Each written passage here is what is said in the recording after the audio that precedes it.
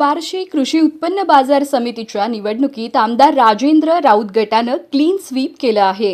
राऊत गटाचे 18 पैकी 18 उमेदवार निवडून आले आहेत, तर दिलीप सोपल गटाचे 18 पैकी 18 उमेदवारांना पराभवाचं तोंड पाहावं लागलं आहे.